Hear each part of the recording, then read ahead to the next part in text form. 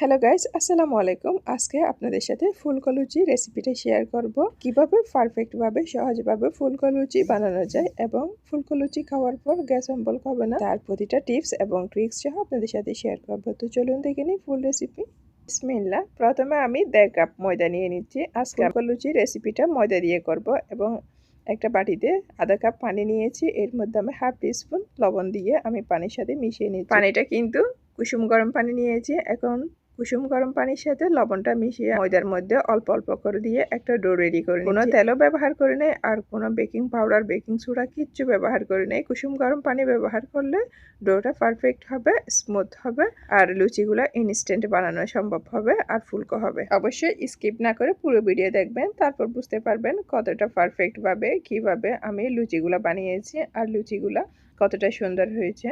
প্রতিটা টিপস এবং ট্রিক্স সহ আপনারা বুঝতে পারবেন। ডোটা রেডি করার সময় বারে বারে অল্প অল্প পানি দিয়ে ডোটা রেডি করবেন। ডোটা আমি এখন পারফেক্টলি রেডি করে নিয়েছি, তারপরও হাত দিয়ে একটু মথে নিচ্ছি। এটা যদি একটু টাইম নিয়ে সময় নিয়ে পারফেক্টলি মতা হয় সেক্ষেত্রে লুচির ডোটা একদম নরম হবে। এখন আমি অনেকক্ষণ মতে নিয়েছি। এটা কতটা নরম হয়েছে, কতটা সফট হয়েছে আমি কাছ থেকে আপনাদেরকে দেখাচ্ছি। এখন এটা আমি দুইটি ভাগে ভাগ করে নিব।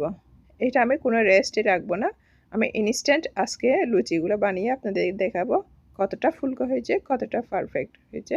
এখন দুইটা ভাগ থেকে একটা ভাগ নিয়ে আমি অল্প কিছু ময়দা ছিটিয়ে আমি একটা রুটি রেডি করে নিচ্ছি। খুব সহজভাবে সহজ উপায়ে কীভাবে লুচি বানাতে পারবেন একসাথে অনেকগুলো, আমি সেই প্রসেসটা আপনাদের সাথে শেয়ার করব। সকালের নাস্তা, বাচ্চাদের টিফিনে, বিকালের নাস্তা হিসেবে আপনারা এই লুচিটা খেতে পারেন খুব সহজে কম সময়ে বানিয়ে। আমি আজকে সহজ উপায়টা আপনাদের সাথে শেয়ার করতেছি কম সময়ের মধ্যে কিভাবে বেশি লুচি বানানো যায়।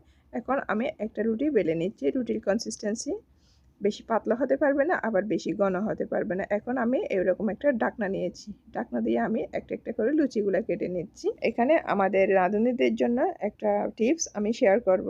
সরাসরি আপনারা লবণ দিতে যাবেন না। আটা অথবা ময়দা মাখার সময়, আটা এবং ময়দা মাখার সময় সরাসরি লবণ দিলে সেক্ষেত্রে লুচিটা পারফেক্ট হবে না। কয়েকটা ফুলবে, আবার কয়েকটা ফুলবে না, আর পারফেক্টলি এটা স্মুথও হবে না।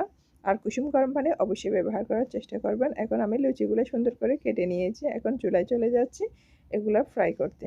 এই জন্য আমি চুলায় পরিমাণ মতো তেল দিয়ে, আমি তেলটা যখন মিডিয়াম গরম হয়েছে আমি এর মধ্যে একটা একটা করে লুচি দিয়ে দিচ্ছি।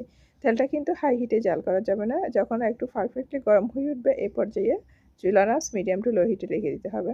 দেখতেছেন তো মাশাআল্লাহ এগুলো দেওয়ার সাথে সাথে কতটা ফুলকো হয়ে উঠেছে। তো একটা লুচি ভেঙে আমি আপনাদেরকে দেখাচ্ছি। আমি সবগুলো লুচি কুক করে নিয়েছি। একটা লুচি দেখাবো কতটা পারফেক্ট হয়েছে। দেখতেছেন তো মাশাআল্লাহ এটা একদম ফুলকো হয়েছে। আমি ইনস্ট্যান্ট বানিয়েছি। তারপরে আশা করি আমার আজকের রেসিপিটা আপনাদের অনেক বেশি ভালো লেগেছে। যদি ভালো লাগে অবশ্যই একটা লাইক দিবেন, আমার চ্যানেলটা সাবস্ক্রাইব করে দিবেন। ফেসবুক থেকে দেখে থাকলে পেজটা ফলো করে দিবেন। আমার আজকের লুচি রেসিপিটা যদি ভালো লাগে অবশ্যই আপনাদের ফ্রেন্ডস অ্যান্ড ফ্যামিলির সাথে বেশি বেশি করে শেয়ার করে দিবেন। আজ এ পর্যন্ত, সবাই ভালো থাকবেন, সুস্থ থাকবেন, সবাই সবার জন্য দোয়া করবেন। আসসালামু আলাইকুম।